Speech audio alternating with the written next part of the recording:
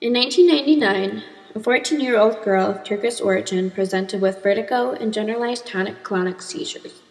Magnetic resonance imaging (MRI) analysis showed multiple hyperintense lesions in T2-weighted images: bihemispheric periventricular white matter, frontal cortex, left insular cortex, left brainstem. A symptomatic treatment with valproate was initiated.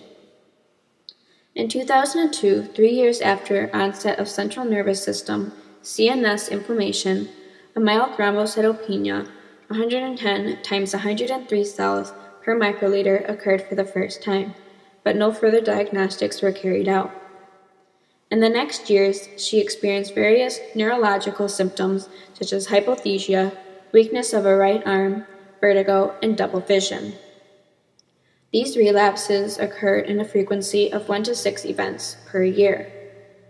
MRI analysis showed a slow progression of inflammatory gadolinium-enhancing GD-positive lesions, mostly localized in subcortical and periventricular areas, Figure 1. Conventional angiographies 2004 and 2008 revealed no signs of vessel stenosis, sinus thrombosis, or other signs indicative of primary CNS vasculitis. Under the assumption of relapsing remitting multiple sclerosis, these clinical symptoms, as well as future relapses, were treated with intravenous steroids until 2011.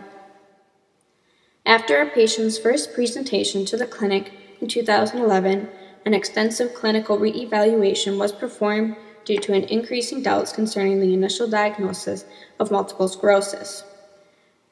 Analysis of cerebrospinal fluid, CSF, show lymphocytic pleocytosis intrathecal synthesis of IgG and IgM, impairment of blood-brain barrier integrity and positive oligoclonal bands, a differential diagnostic including serological, microbiological, and virological analysis from both her blood and CSF revealed no signs for a symptomatic vasculitis infection or any underlying specific autoimmune diseases.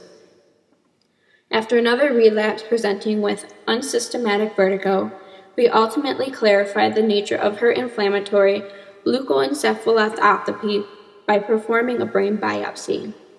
This shows severe perivascular inflammatory infiltrates, as well as diffuse cellular infiltration within the parenchyma. The infiltrates were dominated by small mature CD3 positive T cells and high numbers of CD138 positive plasma cells, whereas only low B cell numbers could be observed.